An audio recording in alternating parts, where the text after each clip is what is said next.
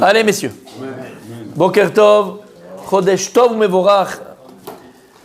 Que ce soit le mois de Tevet, Be'ezrat Hashem, un mois de Tov, Tevet c'est Tov. Ça s'écrit d'ailleurs, ça s'écrit Tov. On ne peut pas ne pas encore tous les jours avoir de pensée pour tous les Shavim qui se trouvent encore là-bas dans les tunnels à Gaza, tous nos frères et nos sœurs qui sont bientôt sur le chemin du retour, Be'ezrat Hashem. Comme je répéterai jamais assez, on se doit ne pas rentrer dans l'habitude, comme si tout était normal. Et ça y est, on reprend la vie normale, et puis nous on planifie nos vacances, on planifie nos histoires, on planifie. Vadaï, il faut continuer à vivre. C'est ça la force du peuple juif, il faut continuer à vivre. Ça c'est sûr. On va toujours avoir, pas une pensée, ça c'est goy, pas une pensée.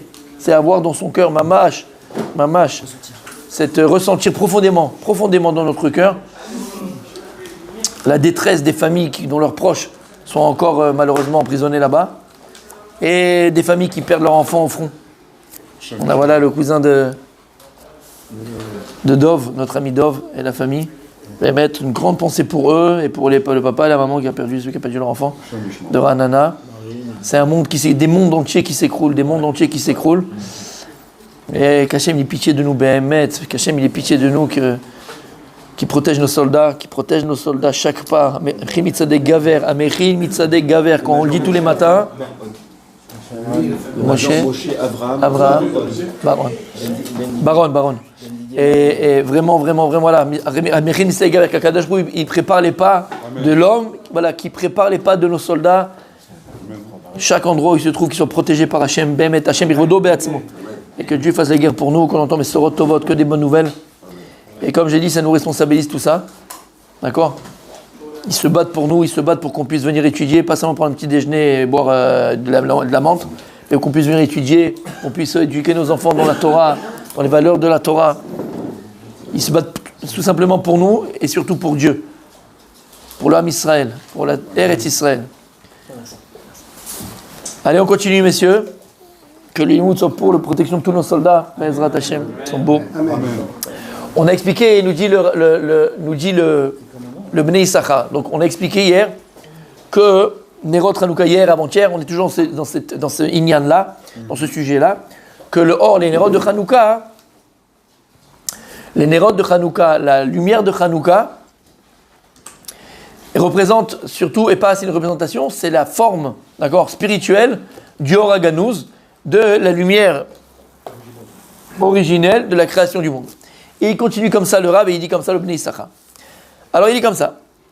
Ayen Mesiman Chet, ma shekatavti beshem Harav HaKadosh Baal HaRokar Zatzal, comme on a expliqué, shekatav, shetiknu ner Chanukah, la medvav nerod, neged haor harishon, sheganut, sheshimesh, la medvav shaot. Donc on a dit donc 36 lumières par rapport aux 36 heures qu'Adam Harishon, le premier homme, a profité de ces lumières.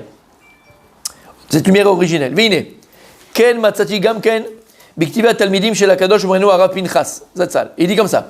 Vine kaet evaer lecha et asher im levavi. Il dit, je vais essayer de t'expliquer quelque chose que j'ai compris. Aor harishon ayu mabitim bo misof olam ve'ad sofo, kmo shamru barbotenu zal. Donc comme on a dit, avec cette première lumière, cette lumière originelle de création du monde, Adam Harishon était capable, grâce à cette lumière, de voir d'un bout à l'autre du monde. Comme on a dit, c'est une lumière spirituelle. Les Avdil, tout vient de la Torah. Et c'est un petit peu, vous rappelez, dans les dessins animés, ou bien dans les films. Dans les films, quand il y avait, avec les magiciens et tout ça, la boule de cristal qui s'illumine, et ils voient tout dans la boule de cristal. Les Avdil, c'est ça. C'est cette lumière. Alors ils ont pris d'où la boule de cristal? Pas une boule de cristal, nous. C'est une lumière. Et de cette lumière-là, tu voyais vraiment d'un bout à l'autre. Tu voyais tout, puisque c'est l'infini. C'est une lumière infinie de Dieu. Ok. Maintenant, on a dit, qu'est-ce qu'il en a fait Dieu de cette lumière qu'il a cachée finalement? Il y a écrit, Ganzo Akadosh Baruch la tzadikim. Dieu, il a pris cette lumière et il l'a cachée, on a vu dans Chagiga, et il l'a cachée pour les tzadikim, les Atilavo. Vechan Ganzo. Et où Hachem il l'a caché? On a dit, Batora. Donc Hachem il a caché cette lumière-là, Batora, dans la Torah Akdosha. Comme il dit, c'est pour ça, hein, comme ils ont écrit, tous les Kadmonim, tous les tzadikim qui viennent avant, qu'avaient le potentiel d'avoir Ruach HaKodesh. Ruach HaKodesh, c'est l'esprit divin. Ruach HaKodesh, la personne, elle peut voir des choses passées et futures. C'est ça Ruach HaKodesh. Il voit des choses futures. Vekol ma she'adam roeh bechol pa'am davar chadash batorah ou me'or haganuz. Écoute bien, et ça c'est très joli. Il dit à chaque fois que tu vas étudier la Torah, que ce soit la Gemara, le Talmud, Mishnayot, du Chumash, n'importe quel livre de Torah, et qu'à ce moment-là, tu as un chidouche.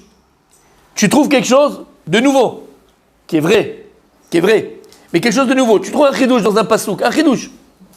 Il dit, sache que ce chidouche que tu arrives à déceler de la Torah, il vient d'où? Du Or Haganuz. Il vient de cette lumière originelle de la création du monde. Chaque chidouche que tu as, il vient du Or Haganuz. Al-Ken il crée ta Torah Or. Et donc c'est pour ça que la Torah elle est appelée lumière. Pourquoi elle est appelée Or? Mior Haganuz.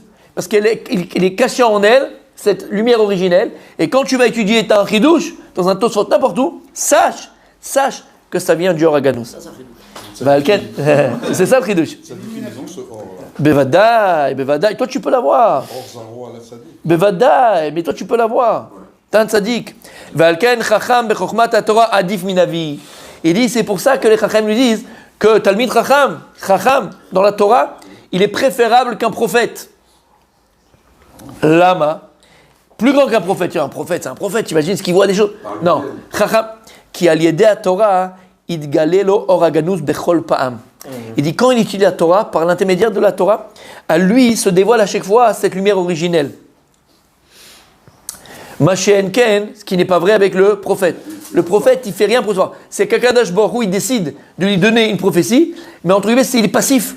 Il est passif. Alors attention, il est passif, mais dans Ilchot Nevoa, dans l'Ilchot de la prophétie, où le Rambam y ramène tout ça, il faut comprendre que c'est pas n'importe qui peut avoir la prophétie. Quand je dis qu'il est passif, il est passif par rapport à la prophétie.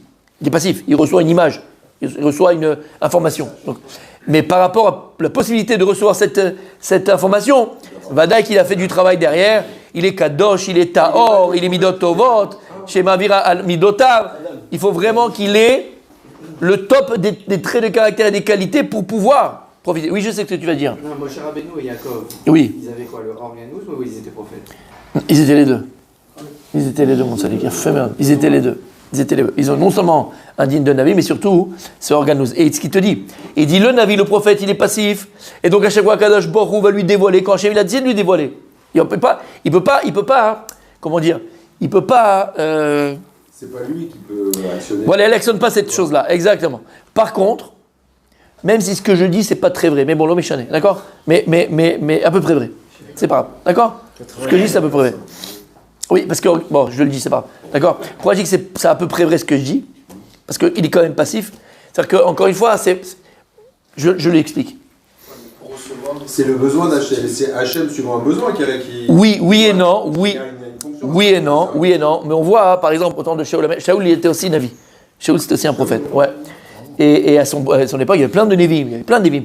La Gemara dit Masen Megillah, les Nevim que l'on a, les prophètes que l'on a dans les textes, d'accord, Zecharia, Malachit, bon, tous les prophètes, d'accord, Ezekiel, tous les prophètes que l'on a, on a les textes, on a la prophétie, lama, parce qu'il y a une incidence par rapport au peuple juif, par rapport à nous, de génération en génération. Mais il y a eu des milliers, c'est pas des millions de prophètes dans le peuple juif. Alors pourquoi on n'a pas les textes? Pourquoi ils ne sont pas écrits? La Gemara dit c'est avec les charatam. C'est une prophétie qui n'était que pour leur génération, que pour le moment. Et celle-là, on n'en a pas besoin, elle n'a pas d'incidence sur nous. Des niveaux. Voilà. Des niveaux, surtout de l'information qu'ils ont reçue, elle n'était pas. Ça, c'est sûr. Ça, c'est Vadaï. Mais pas que ça. Voilà. Là, on parle de l'information. L'information qu'ils ont reçue, c'était bon pour eux-mêmes, ou pour leur famille, ou pour leur village, ou pour leur machin. C'était ou momentané. Mais il n'y a pas d'incidence pour le futur. Tous les prophètes que l'on a. Prophétie. C'était une image, ils étaient prophéties. Comment? Alors, je croyais qu'il avait posé cette question-là, c'est pour ça que je lui ai dit, tu es un coquin, Vadaï, tu es un coquin, Bilam, il y a eu, bien sûr. D'accord. Je ne veux pas entrer dans ça parce que j'ai pas, d'accord, j'ai envie de parler, parce que je voyais que c'est ce qu'il avait dit Rabbi Abraham, les prophètes Goy. D'accord. Alors, à Kadosh Baruch Hu, comme on voit avec Bilam, le Midrash, il pose la question par rapport à Bilam, on comprend pas aux autres prophètes. Il dit pourquoi quand je voulais donner un prophète pas Goïm? Pourquoi? Alors pourquoi? Il dit le Midrash parce que les nations elles vont venir chez Kadosh Baruch Hu, elles vont lui dire Hachem, si tu nous avais donné nous un prophète comme Moshe Rabbeinu, nous aussi on aurait été un peuple noble, d'accord qui... Alors Hachem dit ok, vous voulez un prophète, je vous en donne un, Bilham. Regarde ce que vous en avez fait. Qu'est-ce que vous en avez fait de cette prophétie-là? Rien. Alors je ne rentre pas dans les détails. Ayen, le cours, il est sur YouTube qu'on avait fait par rapport à Bilam. Comment est-ce que Bilam, il a pu prophétiser alors qu'on a dit qu'il y a des Tanaïm, il y a des conditions pour pouvoir prophétiser. Pas tout le monde peut prophétiser. Il faut être Kadosh, Taor, machin. Il avait tout ça. Il était avec sa petite copine, c'est son ânesse. Ayen Rav Dessler, on avait une Rav Dessler qui explique comment est-ce que Bilam a réussi à prophétiser. Et le moussard qu'on en tire. Le cours est sur YouTube. Si je le trouve, je l'envoie. Si je le trouve pas, l'année prochaine. D'accord? C'est bon? Mais t'as compris l'idée? D'accord. Qu'est-ce que je disais? Oui, qu'est-ce que je disais? Les prophètes. Oui, comment ça se fait que Bilam avait la prophétie? Ça y est, on a dit ça, ça y est. Il est passif. Il est passif. Oui, il a fait. Comment? Il est passif. Voilà. Alors non, alors j'ai dit ce que j'ai dit, c'est vrai ou c'est pas vrai? Non, par rapport à la prophétie, qu'ils étaient passifs. Pourquoi je dis ça? Parce qu'il y a un passage dans le Nach, au début d'ailleurs, dans Shmuel, au début de Shmuel, lorsque Shaoul HaMelech, qui était prophète, est parti prophétiser avec avec plein d'autres prophètes qui étaient là, d'autres personnes qui étaient prophètes. Et là-bas, ils sont partis prophétiser. Ça veut dire quoi? Ça veut dire qu'ils se préparaient à recevoir la prophétie. Et comment ils le faisaient? C'est qu'ils se dénudaient. Parce que pour avoir la prophétie, il fallait qu'ils soient entièrement, qu'on a vu hier, par rapport à Rabbi Yochanan Ben Zakkai, il est descendu du Chamor. Il faut entièrement se détacher de la Chomriout, de la matérialité. Et il jouait de l'harpe, il jouait de la musique. Par rapport à la simcha. Il ne peut pas avoir de prophétie sans la simcha, sans la joie. Et jouer de l'harpe. Donc là, on voit en tout cas qu'ils ont amené sur la prophétie. Mais c'est pas vrai, ce que je dis aussi. Parce que c'est pas qu'ils ont amené sur la prophétie, c'est qu'à ce moment-là, Akadashbrou, il a bien voulu leur donner. Parce qu'il aurait pu essayer de faire ce qu'il voulait. Si Akadashbrou n'avait pas essayé de leur donner la prophétie, il n'aurait pas reçu. Mais malgré tout, quand même, il faut se préparer à recevoir la prophétie. Donc ils sont passifs, parce que ça dépend que de Dieu. Mais malgré tout, pour la recevoir, il faut qu'ils fassent une action. Mais en tout cas, ils restent passifs. Pareil pour Rabbi Shimon Bar Yochai, par exemple. Non, ça l'aidait à Torah. Lui, c'est par la Torah. C'est par la Torah. Ça, c'est pour. C'est Merkava, toutes ces choses-là. C'est pas par rapport à la prophétie. Et il dit, ok. Mais pareil, ils sont des amis. Bien sûr. Bien sûr, pour recevoir, ça rentrer dans des sodotes à Torah. Okay. Exactement. Comme Rabbi Yochanan Zakkai. Exactement. Et il dit, à l'inverse, le Talmid Racham qui étudie la Torah, Bechol Pam, à chaque fois qu'il va étudier la Torah, à chaque fois qu'il va s'adonner à l'étude de la Torah, lui, il aura la possibilité de voir des choses, Lama. Parce que la Torah, elle est infinie. Et l'étude de la Torah, elle est infinie. Et le Haganouz, il est tout le temps dans la Torah. Donc, à chaque fois que la personne va venir étudier la Torah, il aura la possibilité de toucher et de dévoiler le Haganouz, cette lumière originelle, à travers laquelle il peut voir d'un bout à l'autre du monde, et donc de voir des choses extraordinaires, infinies la brioute. Et il dit, Bechol echad kfi osko va malo batora. C'est ça que je voulais voir avec vous, messieurs. Ouvrez vos oreilles. Vekol echad kfi osko va malo isko va malo batora val yede or haganuz yachol lehabid bechol pa'am nistarod misof haolam. Chaque juif qui s'adonne à l'étude véritable de la Torah, osek batora, il s'occupe de Torah. Tu pourras jamais prétendre toucher un petit peu leur haganouz. Si au milieu de ton limoud, tu as ton portable, tu réponds aux messages. Si au milieu de ton limoud, tu as fait une clope, tu discutes, tu parles, tu manges, tu dors. Osek batora. Osek batora. Même si c'est 1 heure dans la journée, mais tu es entièrement, il parle de toi ici, le Rav. Même toi, il te parle. Si tu es entièrement dans ton limoud. Et il te dit que tout celui qui étudie, qui est Osek batora, qui s'occupe de la Torah, qui étudie la Torah mamash, sans qu'il y ait quelque chose extérieur qui va l'embêter au moment où il étudie, même lui, il pourrait être mabid bechol pa misof misof haolam. Il pourra avoir des secrets misof haolam ba'ad sofo. Tout le monde. Et je vous ai dit, et je le répéterai jamais, c'est ce que je l'ai dit hier. Au début, je parle bien au début, nous, le Haganouz, cette lumière originelle, comment elle se dévoile à nous dans la vie de tous les jours? Je l'ai expliqué. Qui a dit ça? Très belle recrue. L'intuition. Non, mais Emmett, il a fait. C'est l'intuition. J'ai dit hier, c'est les bons choix. Tu avais l'habitude de faire des choix toujours moches. À chaque fois que tu choisissais, même un pot de comment on appelle ça, de confiture, le tien, il était périmé. C'était toujours comme ça, d'accord? Mais non, tu vas même le pot de confiture, il est plus périmé. Tu vois ce que je veux te dire? C'est dans ces choses-là qu'on le dévoile au départ. Après, tu peux arriver à des choses extraordinaires. Après, tu peux arriver à voir la tête d'une personne, tu sais pas pourquoi. Tac, boum, ça sort. Tu dis, comment c'est passé? D'où? Mais fois, t'as Yodéa. Toi, tu sais rien. Organouz. Dans ta bouche, c'est l'organouz qui parle. Organouz.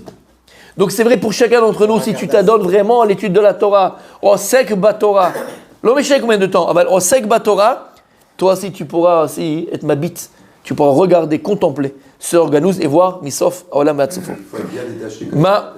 Comment? Il faut être très détaché de la matérialité. C'est pour ça qu'il faut être Osek Batora. Comment? Bevadaï, mon tzaddik. Vas-y. Oui. Normalement, Philosophe des Lumières. C'était pas des Lumières d'ailleurs. tout le total. Alors, c'est ce qu'on a expliqué. Chokhma Bagoim Ta'amim. Une intelligence dans les goïms, tu crois. Il y a une intelligence dans les nations. Torah Bagoim Al Ta'amim. Elle aime Torah. Elle aime Torah. Torah Mlachon Ora. Torah Mlachon Ora. Ora'a, c'est quoi? Ora'a, c'est quoi Ora'a? Mode d'emploi. C'est agir en fonction de ce que tu sais. Ils peuvent penser des choses extraordinaires, mais ils ne sont pas leur connaissance, donc ils ne savent pas. Le savoir dans la Torah, c'est vivre en fonction de ses connaissances. Pratiquement, je vis en fonction de mes connaissances, c'est que je le sais. Sinon, je le connais. Entre connaître et savoir, c'est un abîme qui ne le sait pas. Et regarde ce qu'il dit. Le prophète, c'est pas à chaque fois qu'il le désire qu'il va avoir la prophétie, mon tzaddik. Veine. Les babourze roim atzadikim reiya ruchaniit et merachok gam beolamot alyonim kol echad fi asagato batorah. Et c'est pour ça que les tzadikim, ils ont une reiya ruchanit, une vision spirituelle de ce qui les entoure, une vision spirituelle où ils peuvent voir les merachok jusqu'à très loin. Combien de sipurim on a, combien d'histoires on a, combien de tous les tzadikim, soit le Rabbi Lubavitch, soit le Rabbi Yosef, le Baba Saleh, le Rav Kanievski qu'on est parti, on a eu le mérite d'aller voir, que ce soit le Rav Shar, que ce soit tous. Comment ils peuvent dire des choses? Comment tu peux être sûr de ce que tu dis, toi? Or Aganouz, c'est pas de la prophétie. Or Aganouz. Et en fonction de ce que le tzaddik, là c'est pointilleux ce qu'on dit, et en fonction de ce que le tzaddik va pouvoir percevoir du Or Aganouz, telle sera la façon qu'il pourra regarder, d'accord, Nisof Olam Vatsofo.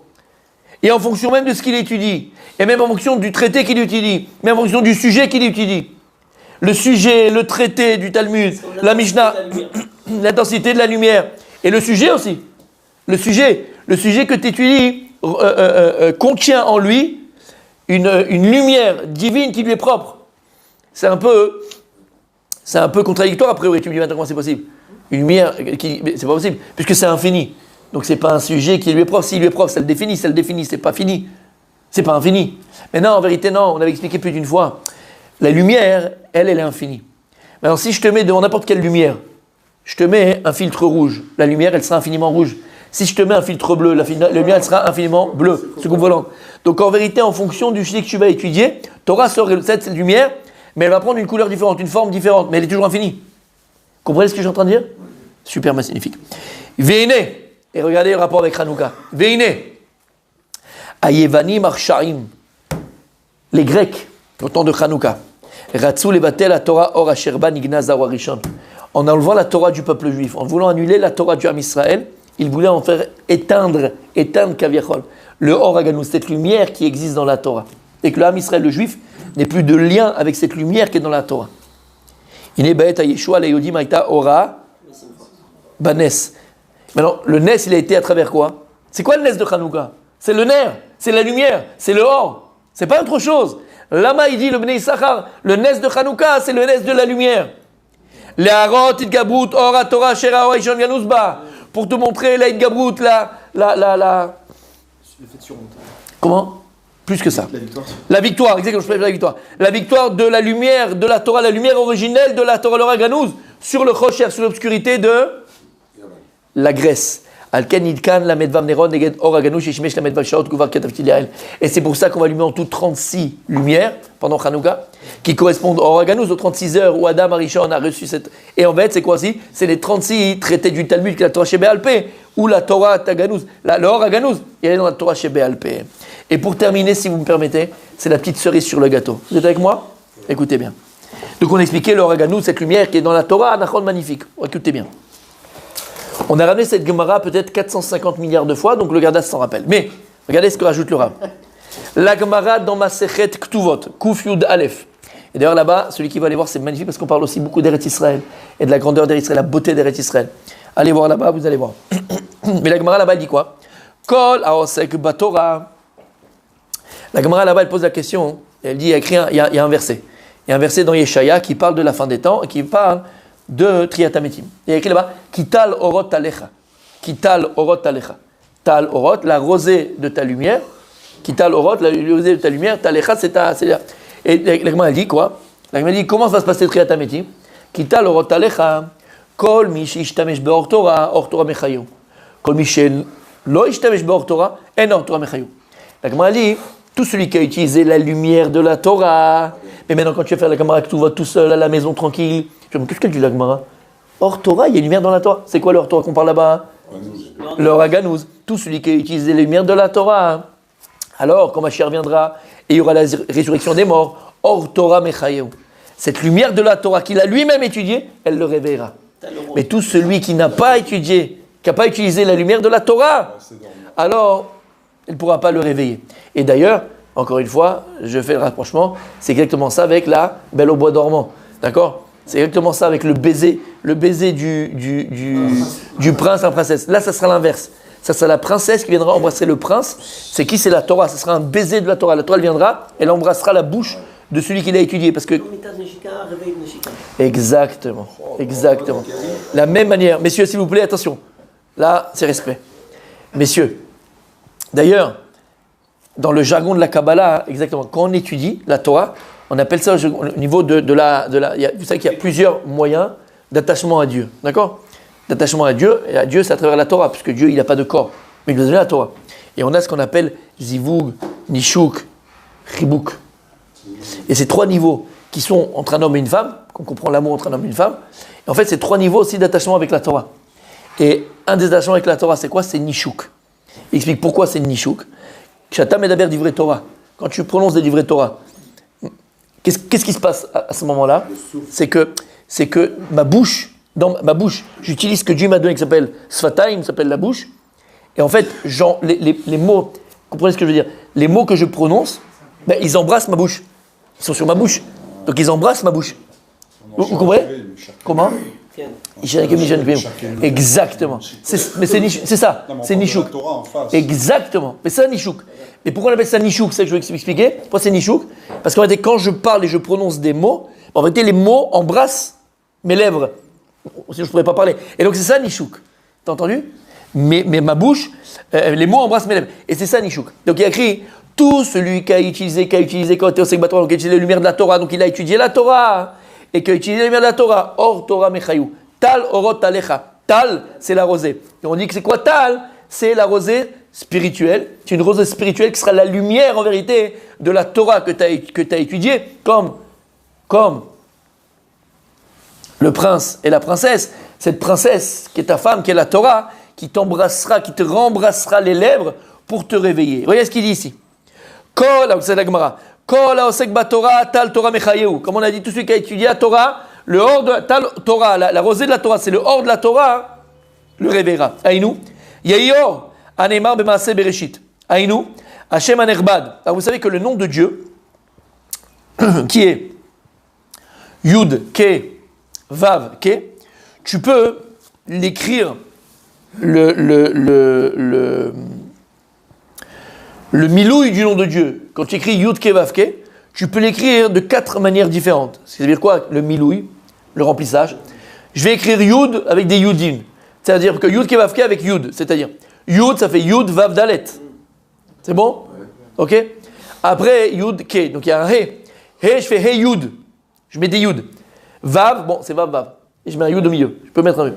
Et He, à la fin, il y a encore un Yud. Quand tu fais comme ça, par exemple avec les Yud, ou bien je le remplis de He. Yud, bon, Yud, Vav, Dalet, tu ne peux pas changer. He, he, he. T'écris 2 fois, he, he. Pas avec un Yud, avec he, he. Vav, voilà. Et he, he encore. D'accord? Ou, d'accord, à chaque fois, tu as un milouï différent. Tu vas avec un milouï différent. Tu as 4 milouïs différents du nom de Dieu.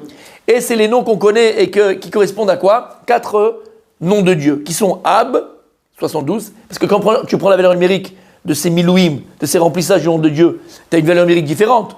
Donc tu as 72, Ab, Sag, Samer Gimel, Tama, même He, 45, et Ben, 52, en fonction des milouïm. Il dit comme ça, quand tu prends les 4 milouïm, remplissage du nom de Dieu Yud Ke Vav Ke, tu les additionnes, 72, 63, 45 et 52, c'est Gematria Yeyor. Yeyor. Parce que rien ne peut exister. Yeyor, ce fut lumière. Et c'est quoi cette lumière? C'est la lumière d'Hachem. Or, Ganouz, c'est la lumière de Dieu. Parce que rien ne peut venir s'il n'y a pas Yud Kevavke. Yud Kevavke, c'est le nom infini de Dieu. Et il dit Asher Iplimiyut Achayut Shel Kol Olamot. Et ça, c'est l'intériorité de vie de chaque monde.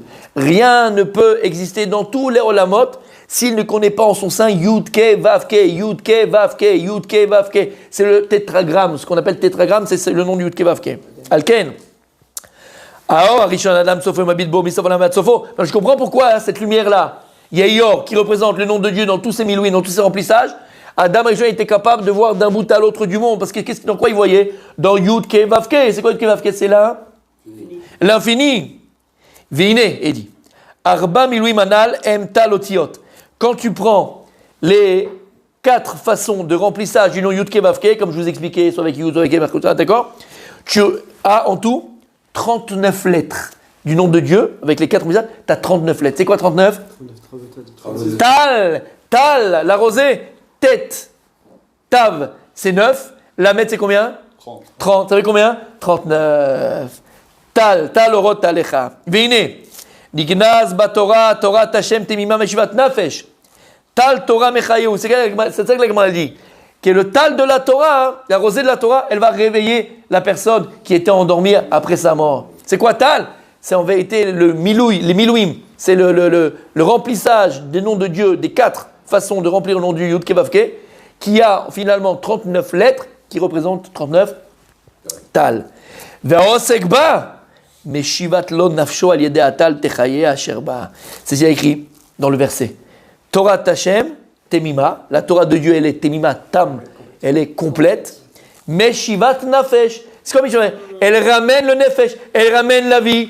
Elle ramène la vie. Shnoua la vie, elle ramène. Quelle vie? Elle t'amène la vie. Là, quand t'es là, t'étais perdu dans ton petit monde à toi. Dans ton monde de sheker et de mensonges. Ton monde vide.